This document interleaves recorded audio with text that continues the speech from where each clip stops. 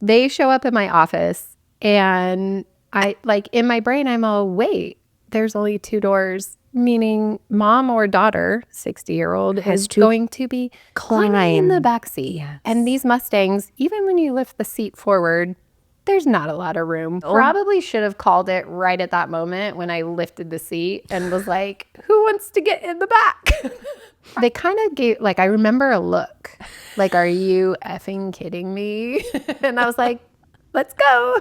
Got 9 houses. Hop in. We're on a time schedule. We're going to do this 18 more times today because we've got 9 houses to see. No.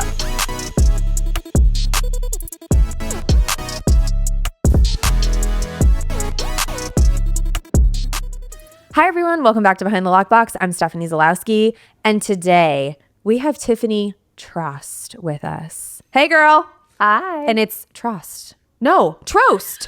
Shit. We just went over this. Trost like roast. She literally just told me that her kid's teacher told her that she pronounces her own name wrong, and then I just pronounced it wrong. We're leaving that in. Okay. Tiffany Trost, I love you so much. Same. Tiffany and I first met when I did the Deal Collective event. You guys might remember that. We did a live podcast event last September, and she briefly came on the podcast to tell us some stories, and I knew in that moment that like she needed to come on the regular show.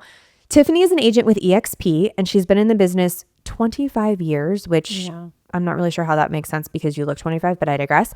She is a military relocation expert, which is very helpful in this town. And I know she has some stories. So Tiffany, welcome to Behind the Lockbox. Hi, how are you? You can smack me later for fucking up your name, like after you just literally told me how to say it. I love it. I love it. Everyone messes up my name. Does that help you?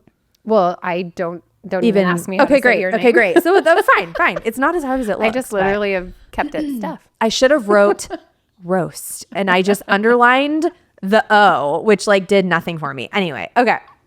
When we walked in, you were like, okay, I thought of some stories, and I was like, don't tell me, like, let's just get going. So like, where do you want to start? Well, You can literally start with anything you want. I was kind of laughing because when I was thinking about it, I was like, okay, all of these are like just learning lessons for me over the years. So 25 years. So Don't we have a lot of those though? Yes. So I was working at an escrow company when I was 18. Oh, wow. Got licensed at 19. Oh my God. And started selling real estate. So these are like, not only was I learning how to be an adult at the same time that I was being a real estate agent. Which I'm still trying to learn that. But anyway, at 41. Yeah, exactly. So the first one I can remember is I got these clients and I was so excited because they were like my first clients.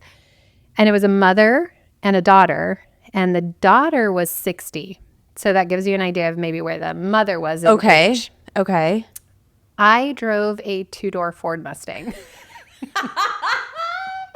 Because again, you were 19 and living the dream. Yeah, pretty sure I bought the car because like a boy you were told here. me they were a cool car. So In SoCal, right? Yeah. Okay. Yeah. Okay. So I think a guy was like, "Oh, those are cool cars," and I was like, "Okay, I'll Okay, I'll get one. I gotta tell you, one of my friends had one in high school, a convertible one, and I was like, I wanted one so bad, but like, This story, it would have been helpful to have a convertible in this story. So they show up in my office, and I like in my brain, I'm all, wait, there's only 2 doors, meaning mom or daughter, 60-year-old, is going to be climbing in the back seat. Yes. And these Mustangs, even when you lift the seat forward, there's not a lot of room. None, in fact, especially the older ones. Like, and did you know that they were going to ride with you, or? I maybe that was back in the day. Everybody did. Everybody did. You always got in your realtor's car. You drove around. Like, absolutely. I've only been in the business since like 2016, 2017. I did mortgages before that as well. But like, even when I got in, we were meeting people. Like sometimes if it was a good client, or if like I had a client fly into town, of course I'd be like, let me pick you up from the airport. Like I'll take you around, drop you off your hotel. Like happy to do those things. Yeah. Then COVID hit and then nobody got in each other's car. So but back in the day, this is what you did. Yeah, kind of a blessing COVID was, because now everybody's just like, I'll meet you there. I got to tell you, I didn't know that was an option. I have a bubble. So like the grocery store, social distancing was like my favorite thing. And now I'm like, hey, too close, back up. Not because of germs, just because like I have a personal bubble. Anyway, I digress. Okay. So you're like, what am I going to do? Probably should have called it right at that moment when I lifted the seat and was like, who wants to get in the back? Probably should have just said, which one? There are other realtors in that office that probably have 4 doors. But I've had people tell me, I like, was I had to borrow determined. another car. Yeah. Like, and you're like, Yeah. but my car is so nice. well, I should have probably done that, but I was 19 and I was like, oh, we'll make It's fine. We'll make it work. Why Yeah. don't they care? It's fine. Yeah. No. What did they say? So they kind of gave, like, I remember a look, like, are you effing kidding me? And I was like, let's go. Got 9 houses. Hop in. We're going to We're do on this. a time schedule. We're going to do this 18 more times today because we've got 9 houses to see. No. So I get in the car and I start driving and, oh, my tank's on empty. So I'm like, Tiffany. we just have to stop at the gas station really quick and fill up because I'm on empty. And like, I remember the daughter looking at me like, are you kidding me? How am I going to help them buy a house? If you can't even put someone in a back seat with If I 4 can't doors even and have gas. Show up with gas in my car. So we go to the gas station and I'm like pumping gas. And I don't think there's anything wrong with this. 45-year-old me realizes there was like so much wrong with this. 45-year-old you is like mortified. Yeah. But like So maybe even 25-year-old when you look back on it. Who knows? Yeah. I got back in the car from getting gas and the daughter goes, you can just take us back to your office now. And I was like, okay, let's like, that was it. That was it. So- you never saw them again. But like from that point forward, I always made sure I had a full tank of gas. Yes. And 4 doors. It is a learning lesson. And sometimes, look, 19 is very young Yeah. to be in this business. Like, it's one thing to be an escrow officer or be an assistant and maybe, not know you're having to go meet a client and your agent boss sends you somewhere and then you're like, oh my God, guys, I'm so sorry. Like, I didn't know I was taking you. Like, I only have 2 doors. And like, but This or is if it's the a real younger deal. crowd, you know what I mean? But like when you're trying to, like, that's young. Yeah. That's so there was young. that. So you learned I the learned lessons. a very good lesson that day. And so that was one. Did you, okay, let me ask you this. When you got back to the office and like they got out and they just like got back in their car and left, like you never saw them again, never talked to them again. Did you follow up? They did not buy a house for me. Sad. I wonder if they're still, no, probably not. I don't know. Maybe the daughter is still The around. daughter's probably out and she's going to listen to this and be like, oh, that was me. That was me. I wish we reached out many people. Maybe we do. I don't know. We're 17 countries listen to us. Exactly. It's pretty impressive. That's you never know. amazing. Yeah, thank you. I don't Really know how proud of many- you. Maybe This is one so person cool. in each country. We only have 17 listeners, but like you never know. It Such doesn't a matter. Cool concept. It's I so love fun. it. It's so fun. Okay. That's hysterical. Yeah, so that was one. And then the other one, I was showing a house and I was about 4 months pregnant. And I don't know if I ate breakfast, but like I got to the house and I picked them up from their hotel. They were visiting San Diego. So I picked them up from the hotel. And how old are you 4 now? doors now. You have a baby on the way. Like, let's hope you're not 28. putting it in the Mustang. You know what I mean? Like, okay, so it's been almost 10 years. 28. You've learned some of the lessons. I've learned. Yeah. Picked them up from the hotel and we head to the property. And when we're in the property, I'm like, ooh, I don't feel very good. Like I'm really lightheaded and I'm a fainter, which is really weird. I don't know why. Ever since I was little, like I just know if I'm going to faint. And I fainted several times. And so I'm like, Have you fainted? Have you fainted alone and then do you just like wake back up? yeah. That's so scary. But it's always weird stuff, like weird situations. This isn't just like I'm going to faint right I've here never kind of fainted, thing. so like I don't know what that's Oh, like. it's a horrible, horrible feeling. But, oh my gosh. But now I know. I know what it feels like. And you can feel it coming on Yes. and you're like, okay, so And I've confirmed with doctors, I'm fine. I'm going to wake up every time. But right. either way. But still. So I know it's going to happen because I'm like, oh, it's happening. Oh my so God. I tell these clients, I'm like, you guys go out front. I'm going to just lock up, make sure all the lights are out. I'll be right back. And I literally like shoved them out the door, locked it, laid down, put my feet up and just was like, please don't happen. Please don't happen. And then I just like waited. I didn't faint. Okay, So I good. was like, okay, this is great. Started to feel But a little bit better. My dumbass pops up really quick. Like no. these people are waiting for me outside. I pop up. I go out there. We get in my car. I start to drive and I'm like, oh shit, I'm going to faint. I pull the car over. While you're driving. I pull the car over. I get out on this, like, there just happens to be this grassy mound outside this complex. And I pulled over. Like, I was probably like halfway in Did the you tell them street. what was happening? I just was like, I have to pull over. And they were like, okay. And I got out and I went and I laid in the grass and I full on fainted.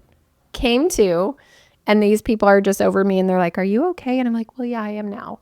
You're like, now that I've woken up from my faint, I'm going to be okay. But like, So the faint had to happen. In the house, it was like, okay, we didn't get you here, but like, it was coming. It's coming. Either way. It's coming. And the funny thing is, I was super young still. And so you couldn't tell I was pregnant. I was only 4 months. I wasn't showing or anything. Right.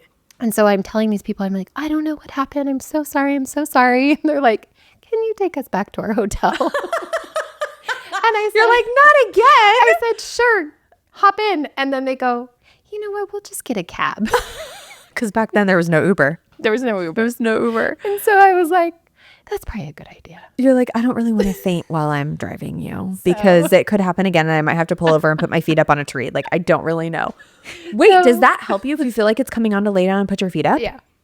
So it's like There's blood little tricks. circulation or whatever. Something cold on your neck, something cold on your forehead. Do you start to like see black or like how does it, like what happened? Or you start to feel lightheaded and you just now know? Yeah.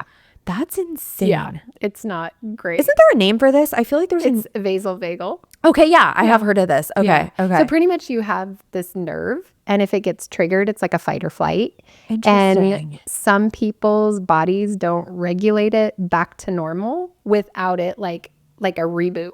So it's basically like we all have it, but our bodies, like my body doesn't go Yours will into be fight or like- flight. It'll know how to regulate and be like, everything is fine, you know, whatever. Exactly. But some people, if it gets triggered, then it's like a reboot on a computer. It's like, nope, you've got restart. I actually feel like this just happened to somebody that I know.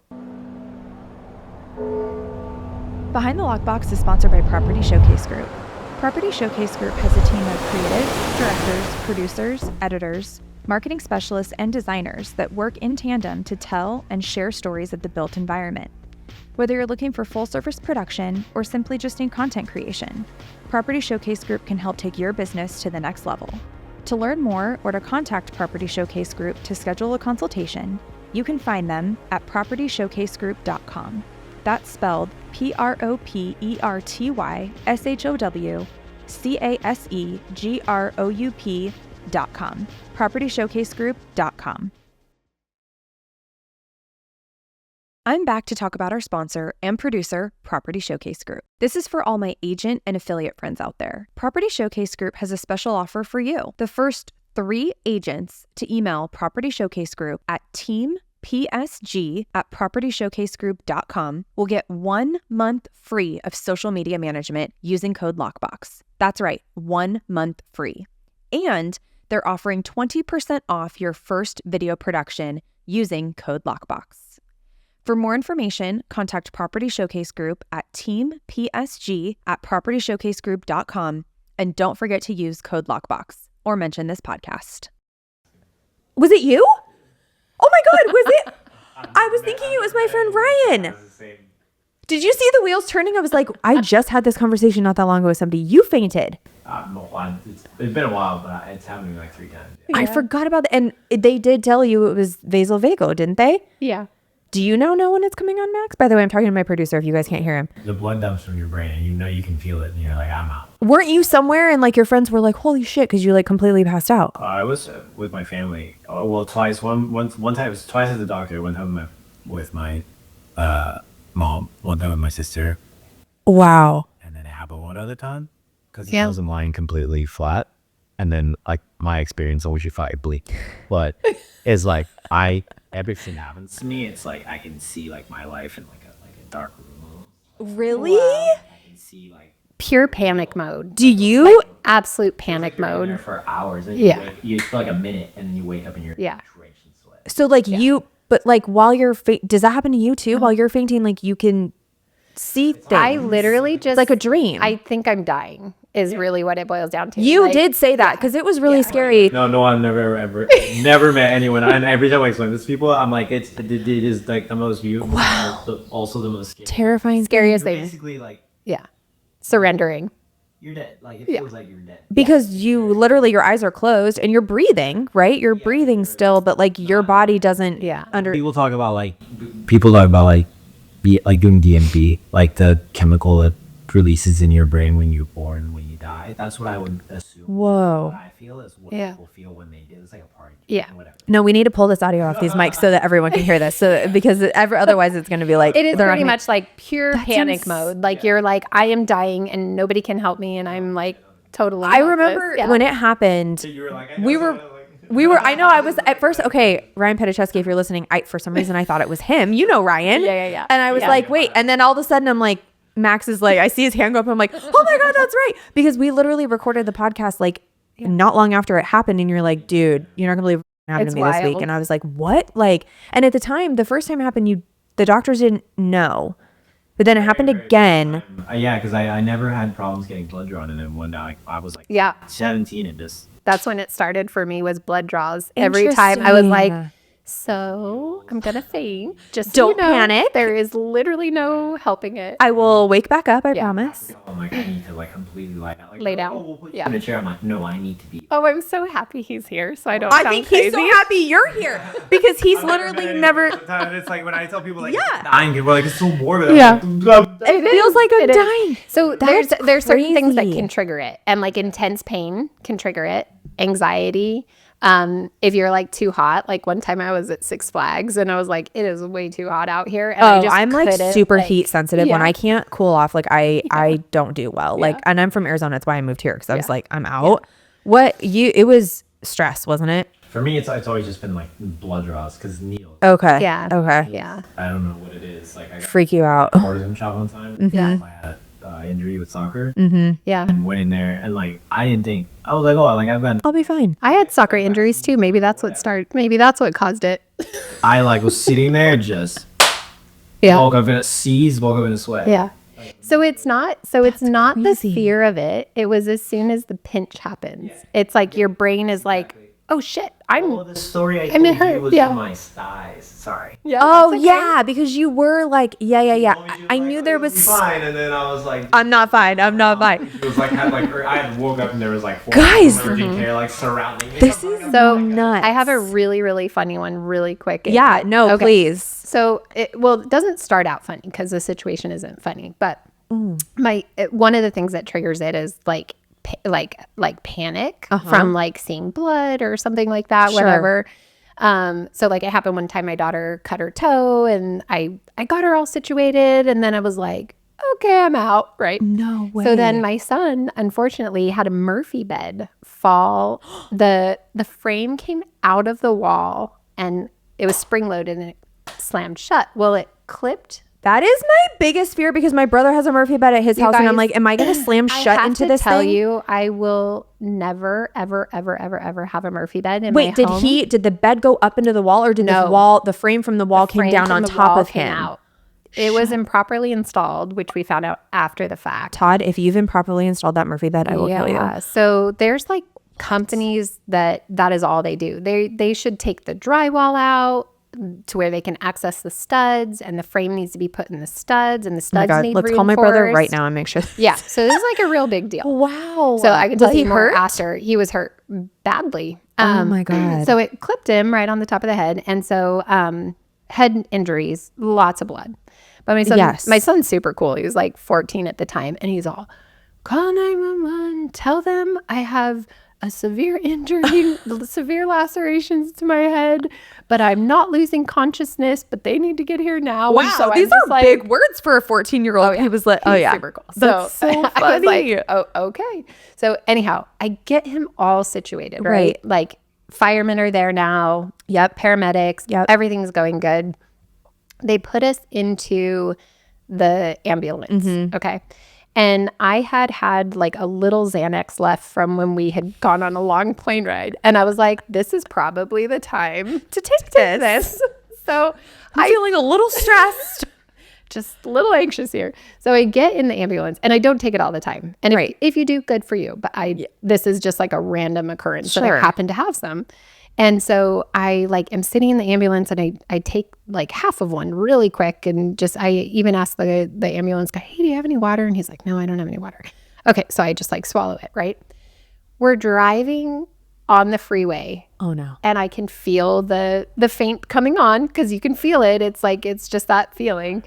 And my dumb ass thinks it would be better if I lay down rather than in the strapped harness that they have me in the ambulance. Right. So I'm doing this and I unbuckle it. And he's like, what are you doing? And he's not paying attention. Oh. He's doing all Computer. the paperwork stuff. And next thing I know, I wake up. We're on the side of the freeway. And one of them is lifting me up by the arms and the other's lifting me up by the legs. And they're like slopping me back up on the bench because I had fallen off in between the stretcher and the bench. So, and my son just looked at me. The ambulance driver has to stop because there's only one guy in the back. I recently took an ambulance to the hospital, so I know. Oh, no. I'm okay. It was a anaphylactic reaction. Oh, that wow. We didn't know. Now we know. Carry EpiPens everywhere. I'm good. Okay. But there was like one person and then one person driving. So like, I get it. They have to like pull. They pulled over. So the first thing First thing I see is my son, who, it's not funny, but he's like bleeding from his head. Bandaged up. And he looks like he's, not in a good place. And Right. He just looks at me and he goes, "Oh, Mom." And I'm just like and so I'm literally disappointed. I Like, am he's just so like, sorry, Kaden. I'm so sorry, buddy. What are we going to do with you? So- You and your fainting. Like, oh my God. It's a tad bit better. So we're driving and the Xanax kicks in finally. Nice for it to show up. Thank after you the fact. for, yeah. So I'm like digging in my purse for like a mint or something. And I realize that I have these THC mints in my purse. Oh my God. And we are on our way to a military hospital. Oh my God. Military's federal. Yeah. It's illegal to have Anything like that. anything like that. So I say to the ambulance driver, or not the driver, but the guy in the back, I go, "Hey, can I throw these away in your trash can?" And he goes, "No." He's like, "Listen, lady, I've had enough of you. I'm trying to tend to your son. Like, I've literally had enough." Well, now he's booking me in as a patient. Oh God. So you both you and your son are going to be admitted. Yeah. And you guys, this is not when I was 20. This was 2 years ago. So this is like, so anyhow, I think he goes, "Is that what you took earlier?" And I said, "Oh no, that was a Xanax."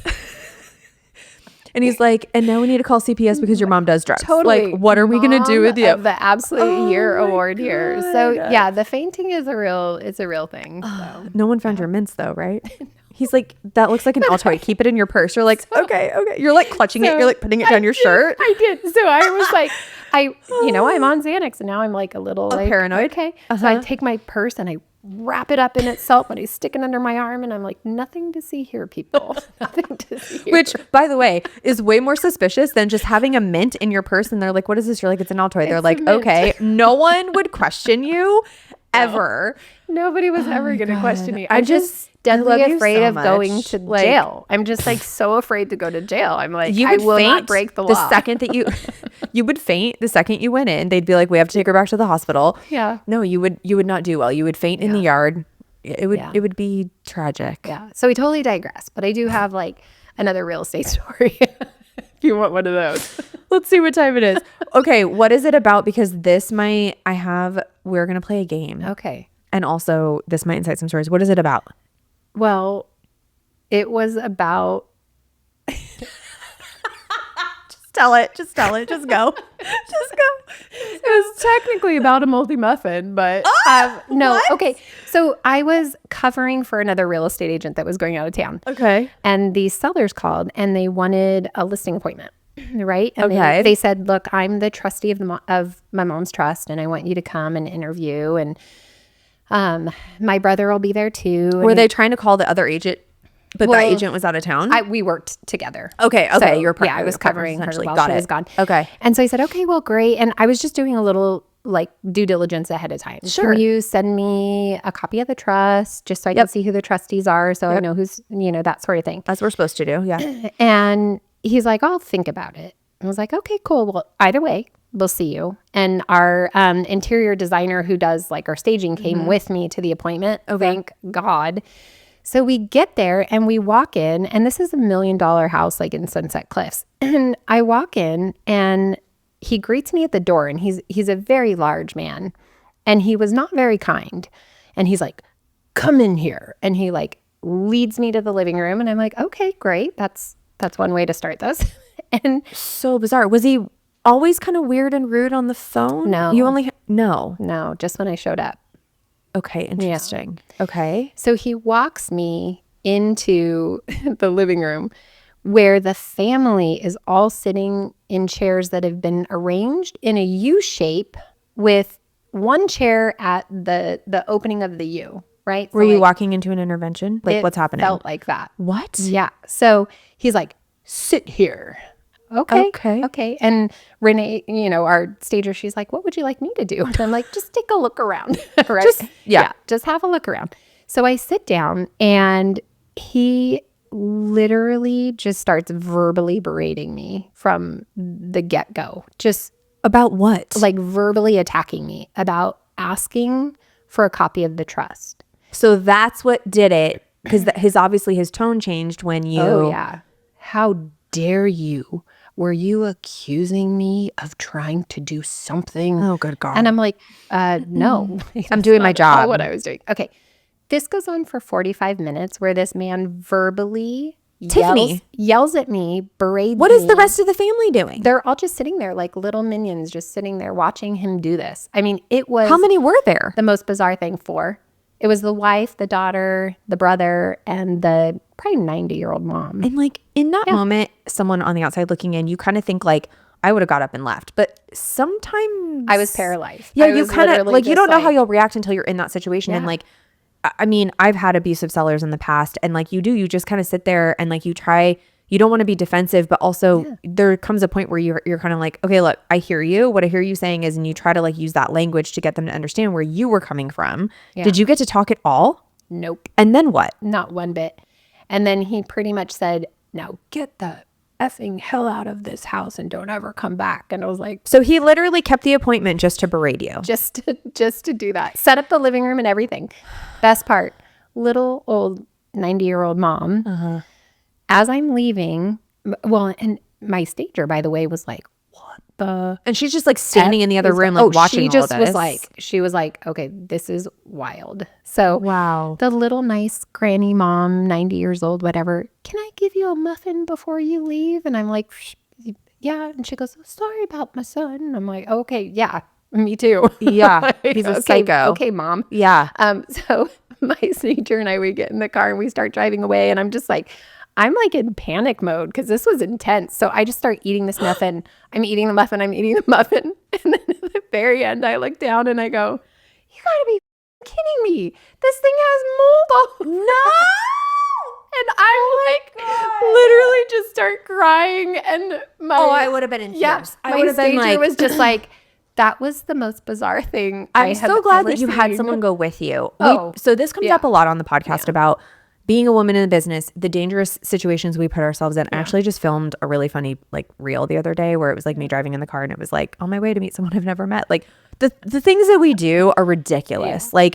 And the situations we put ourselves in. So it's always good to bring somebody with you because like if you feel like something is off, like why did you bring her? Just because your partner was out of town, you didn't want to go alone? Or did you feel like something was amiss? I was thinking more efficiently, like let's kill 2 birds with 1 stone here. Okay, that's good. Like, let's look around. Does it need to be staged? Whatever. Yeah, but that might have been why I didn't speak up and say anything was because it was really my partner's name that was being attached to this listing. Okay, right? So like she was out of town. So I was more like, and I was sitting there going, did I really do those things? I was like, no, all I did was ask for a copy of the trust so I could verify who had the authority to sell the house. Which again, it's one of those things that like we ask for that all the time. Sometimes I've done it before the listing. Sometimes it just depends on like what we're trying to accomplish. Like, but anytime they pull title, like we have to match title with the grantee. Like you have to look and make sure because there have been horror stories where people have like gone and sold something and then they start signing docs and escrow's like, hi, we're a day from closing and guess what? This is not the seller. And you're like, wait, what? Like hasn't happened to me, but like, you hear we've been trained to like look out for these things. So like, no, you did nothing wrong, but people are crazy. But after the fact, I was thinking, oh, he was probably doing something super duper shady. And I mean, I wonder if he was like not on the trust and he was trying to sell it and make his mom sign something. Like she was probably the trustee. Yeah. And he didn't want you to see that because he was going to make all the decisions and not let his mom talk or whatever. I'm sure it was something like that. Oh yeah. Because it was full defense mode. And I was like, that was bizarre. Just a very normal question. So I in hindsight in real estate, sometimes we're like, that's a blessing in disguise. Oh, 100%. Like, I wouldn't have lost wanted a listing to deal with earlier that this guy. year and I was super upset about it. But then I was like, it's always, maybe it'll come back around and it'll be worth it because I'll be the second agent or third or whatever. Yeah. And then it'll sell. But like he priced it $1 million over what we had talked about. And I was like, no, Yeah. it's a waste of time. Like, you know, it's a blessing in disguise. Yeah. So yeah. You're trying to do the best for them. And my brain was just working off of like efficiency. Like, let's be super efficient here and just get the job done. And honestly, Yeah. even if you Get the weren't job working done. off efficiency, still asking for those documents, even if you would have got the listing, you would have asked for it and then he would have freaked out. But then he would have had to give it to you. You know what I'm saying? It would have happened regardless. Yeah. So, Yeah. wow, that's that crazy. was my, oh my God. That was Well, intense. you faint and you eat moldy muffins. By the way, the name of this episode is Moldy Muffin. I can't wait. I knew. I was like, I'm going to come here and just embarrass myself. You know what? 'Cause, you It's know? not embarrassing because do you know how many agents are going to listen to this and be like, I'm not the only one. Yeah. Like it happens to all of us. Yeah. Like I know. Okay. Yeah. Let's Okay. play a game. It's called Punch List. Okay. Ooh, okay. So I'm going to hit you with 3 questions. Just the first thing that comes to mind. Okay. What is the weirdest thing or situation you've ever walked in on? Walked in on. Okay, I was going to meet a termite inspector at a house, and there were 9 fire trucks in the road, and it was because the townhome was on fire. No. It's like our Middleton nightmare. actually ended up buying it and rehabbing Oh, it. well, see, there you go. it works out. Luke to the rescue. Luke to the rescue. Luke to the rescue. Oh my God. That was pretty wild. Insane. Yeah, yeah, Wow. yeah. Did you get the listing on the back end? I did. Good. Just I making did. sure. Yeah. I would yell at him if you didn't. So Oh no. Well, no. That was a different situation, but that's okay. Luke? Yeah. No. This was a totally crazy wild situation. We'll Totally. talk, we'll another talk more podcast, later. We'll another talk more podcast. later. Okay, great. But Okay, yeah, great. But Or you guys can come back on. He'd be like, here's why. I'm just kidding. Okay. What is your biggest pet peeve? ooh, It can be anything. Work, business, ooh. life. Oh wow, this is a big one. I have multiple. I have a list. I feel like I have a lot of them, but I don't know what any of them are right now. Mine all center on driving. Oh, that's a big one for me. Such a I'm one of those that like put the middle finger down, Tiffany. You're gonna get shot. Same. And also my neighbor makes fun of me because she's like, the other night we went out for my birthday last week and we were like waiting for a parking spot and I looked at her and she's like blocks the steering wheel and I was like, you know, I'd honk. And she's like, and my other neighbor Kelly's and she's like, you would honk? And Bree's like, she is a savage. Like, because here's the thing. If you are waiting for a spot and the person sees you coming to that spot, I'm always like, okay, yeah, give me 1 second. And I hustle and I get out of there. I hurry. If I want to sit in my car, which by the way, you have the right to do, if you need to do some stuff or you're not actually leaving because you need to, whatever, I need to answer an email or whatever. By the way, always lock your doors if you're sitting duck in a parking lot. Yes, Just of please. course. Yes. Safety first. Safety first. But I just say, oh, sorry, I'm not leaving. And then you let them know. Yeah. But then if you see me waiting for your parking spot and you proceed to just sit there, I love this. you better believe I'm going to lay my ass on that hole. Like, what are you doing? So that's absolutely one of my Same when I'm walking across a crosswalk, I hustle and I let them know. Yeah. I got you. Yeah. I don't meander and saunter across the crosswalk. You know what I mean? Yeah. Well, I did just think of one. Tell me. Okay, it's other agents telling you how to do your job when you're like in negotiations. that's the And they're- best. I What do you just had mean? one last night. I've And been he's in this like, business 35 years. Cool. Yeah. When you get that I line, had you know one- you're in for it. I had one last night, and he's like, "Well, you should probably just tell your clients to buy a different house." And I'm like, "Oh, good job, listing agent. That's exactly like Wow. what we're working with." Tell me who that is when we stop recording, please. Thank you. Yeah. Wow. Okay. Yeah. If you could be anything other than a real estate agent, what would you be and why? Ooh, I would not be a nurse. Me either. No, because you would I'd faint, faint all the and you would time. not be able to adequately take care. You would be in the hospital all the time. Yeah. Mhm. Yeah. Well, I would love to not work. Listen, if I could just have an endless amount of money and travel and like do all the things, same. Yeah. I actually early on thought I was gonna open like a cupcake place, and then Sprinkles opened, and she stole my thunder. And I was like, It's not too late though. Oh yeah, Sprinkles is like okay, but it's yeah. I've had better. Well, I think that whole market is super saturated, but this was like 20 years ago. I know, but Like, like, if really, it was in the first boom or bust, I should say. With, like, yeah. 2006. I was Yeah. like, I probably need another job, I probably shouldn't be starting an but I stuck it entrepreneurial out. endeavor. I stuck it out. Oh, yeah. Well, I'm glad you're still here. But if you ever need cupcakes or Cakes baked, call me. I absolutely will. We also determined that if we ever need to move a rug under a bed, That's true. we're going to call each other, because I recently did that and had to call my neighbors for help, and it was SOS. And anyway, it's a disaster. Anything Could have helped you build this chair. You could have helped me build that I'm chair. like MacGyver with tools. My dad taught me how to use them all. Same. So I can do it all, but like sometimes you need a second hand. I'd rather not do it all. It's kind of a bitch. Anyway, That's my story for life right now. Is I'd rather not do it all. I'd but rather not either. you know, But here we are doing we it are all. doing it. Here we are. Anyway, thank you so much for being here. I appreciate it. Okay, guys, please don't forget, please go subscribe and follow us on YouTube. Follow us on Instagram at Behind the Lockbox. Leave us a kind review, of course. And don't forget to follow and download the show. You can also listen to it on Apple and Spotify. So thank you so much for being here. Thanks for inviting Love me. you so much. I All right, miss guys. you. Thanks for listening. We'll see you next week. Bye.